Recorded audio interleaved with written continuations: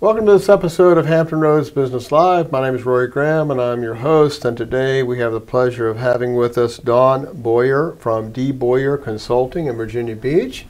Welcome. Thank you for having me.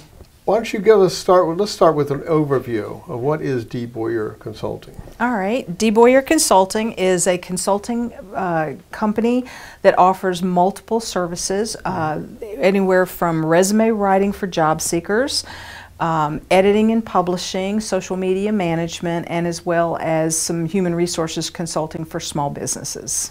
Okay, well, I imagine that's pretty important today. Yes. And the changing job market, and you worked, when we were talking beforehand, you were talking about working with a lot of military people too. I do. That are getting out, I guess. I do. Probably 50% of the people that I work with in my resume writing are looking to get out, transition from the military to the civilian world, or they're trying to transition over to government services. So they go from one form of government work to another form of government work. The resumes that I write sort of translate their military experience into commercial or government services type of work and the language in there. Okay, now I know you've been doing this a long time, 20 years, yes, right? Yes. You talk about your experience in the field? Sure. About 2000, I went to work for a defense contractor here in the Hampton Roads area, and one of the projects that I was provided as an HR manager was to rewrite resumes for all the employees within the company that I worked for at the time, of which there were 4,500. And so for 2 years in a row, a little job security. That's job security.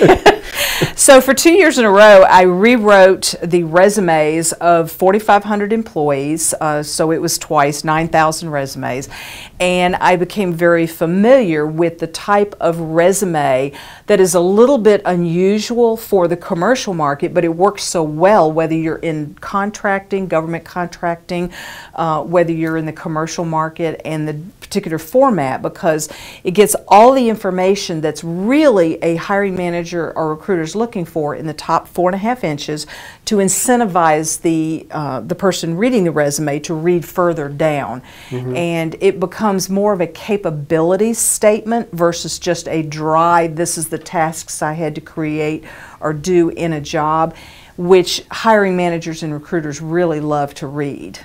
Okay, now I know a lot of people try to write their own resumes and all, and what are some of the worst mistakes that you see people do? Horribly large margins or very, very tiny margins, and trying to fit everything into a 1 page or 2 pages with tiny font size.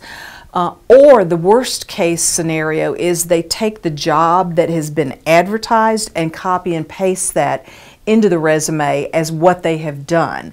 Well, recruiters who put these resumes together and write that job ads don't want to read the job ad. That doesn't tell them what the person who owns the resume has actually done in their past. So that's one of the biggest mistakes I see. And also, people will just list tasks that they've done but not really elaborate upon their accomplishments or their achievements that they have done for their current or past employers. And they also fail to leave out any kind of metrics. Most hiring managers and interviewing managers are looking for numbers that will actually prove or document that you have done or have the capability of doing something. Because when someone is doing a resume, they're basically, you know, it's kind of obvious, but they're selling themselves. Yes. So you have to treat it like you would any product or service, like, I guess, like what's in it for me. Right. So that's what you have to, when you're writing to the person that you're going to be reading it, and what's in it for them. Exactly. And that makes a lot of sense. The reason a company has a job advertised is because they've got a problem. They need a solution, and that's a person who can bring their capabilities into the company and resolve the problem that the company has. Okay, now I know that most people in your field, you know, they can range from doing resumes like from $400 to $1,000 or whatever, and I believe you're like 179 or Yes. 180 or something like that. So what's the difference there? Well, I have seen a lot of the competitors work, and a lot of them concentrate on making the resume pretty. And that's not what hiring managers and interviewers and recruiters are looking for. They don't want to see a pretty resume. They want to see a practical resume. They want it to be rich. They want it to be concise. It has to have a lot of information in as few words as possible. It has to be easy to read so that in just a few glances of the material that's in the resume, they can quickly and very astutely target that this person has this capability, that capability. So the reason my prices are so low is because I don't have a lot of overhead. I work out of my home. A lot of the interaction I have with my clients are over the phone or via email. At one point, about half my clients were in Afghanistan and Iraq, and I was helping them overseas via email and digital communications to get their resumes up to date. So this helps me keep my prices down. Okay. Now you offer several levels of service, though, right? Yes. Okay. Yes. What are those? I have what I call stage 1, 2, and 3. Stage 1 is where I rewrite the complete resume and have it ready and in a digital form for the client. And the client can take the finished resume and print it out, hand it to a job specialist at a job fair, or they can email it directly to a recruiter, or they could print it out and mail it, whatever method they want to do. Stage 1 gets them the completed rewritten resume. Stage 2 is what I call my search engine optimization service. Yeah, that was going to be the next question. Yes. Go ahead. If you're familiar with Google, you go in and put a couple of keywords into the search engine box, and Google goes out and finds the most relevant content, either in websites or documents or things of that nature.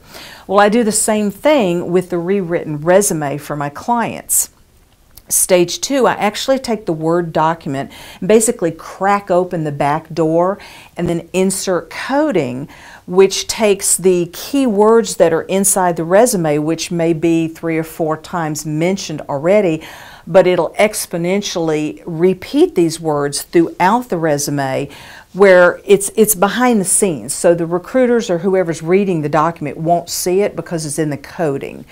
And what this does is the resume, when it's placed or uploaded into a resume database, the recruiters go in and say, okay, I'm looking for somebody with electronics in their background. So they type in the word electronics and maybe analyst or technician or something of that nature, and then they hit the search button in their resume database, and the search engine in there goes through all however many thousands of resumes that are there and comes up with the candidate that has the most of those words mentioned in their resume. So the recruiter doesn't have time to read 200 or 300 job applicant resumes for one job. They're going to look at the top 5 that come up from the search engine optimized search, and they'll open those and read them, and if any of them qualify, those are the ones that are going to be sent to the hiring manager. So my service on stage 2 actually gets the resume higher in the search engine rankings for my clients. And I also provide during stage 2 2 lists.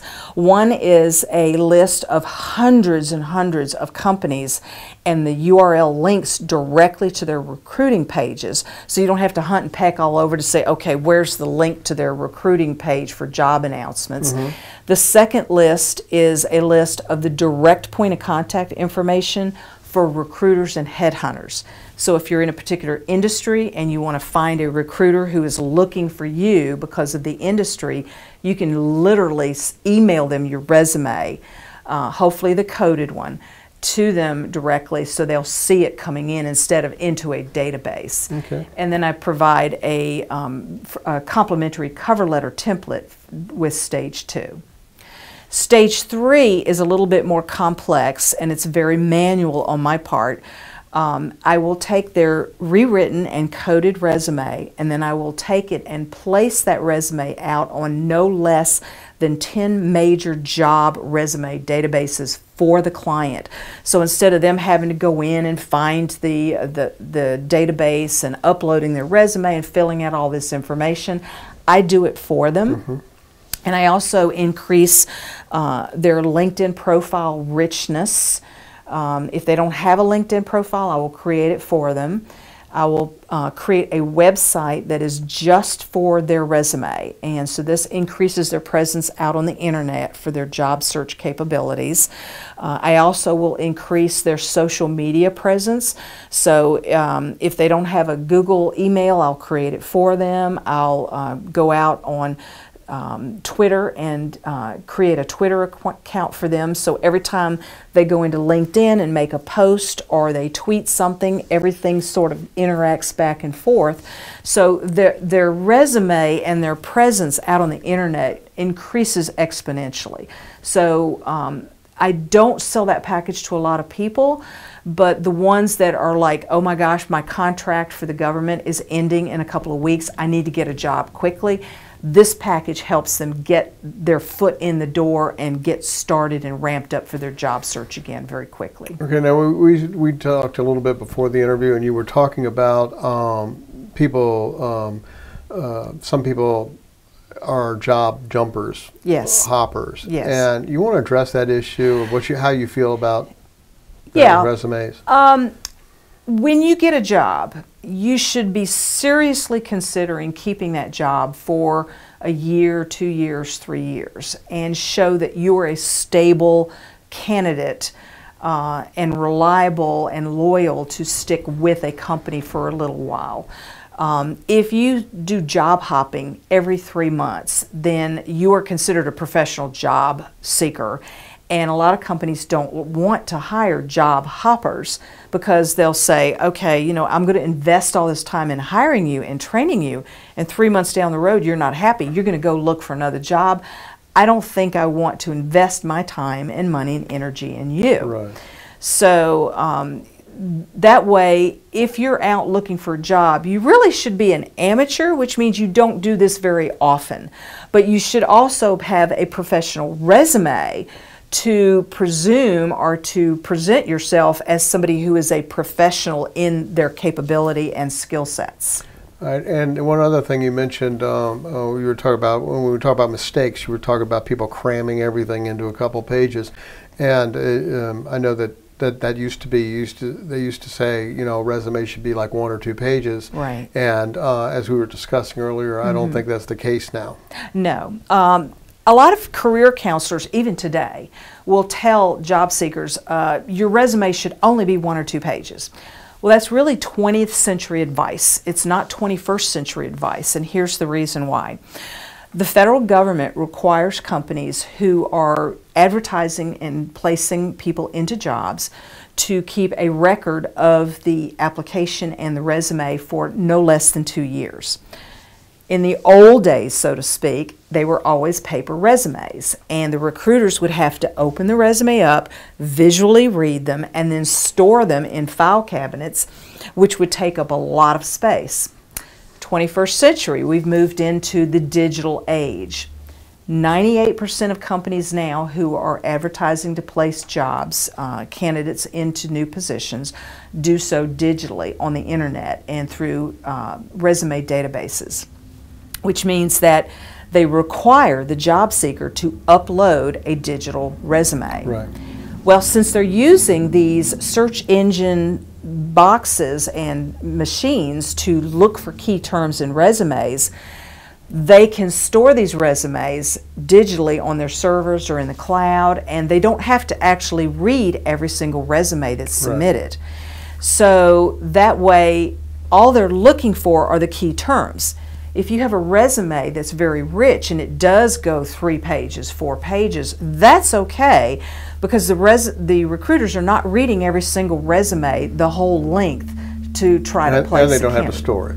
And they don't have to store it, so that way you can go over 2 pages and not have to really worry. As long as the resume has those keywords, the knowledge, the skills and abilities that the job seeker has to present and to provide to the company to solve their problem, then the longer resume is okay. Okay. Well, is there anything else that I haven't covered that you wanted to mention, or did I about do it? I think you did. I think you've got it.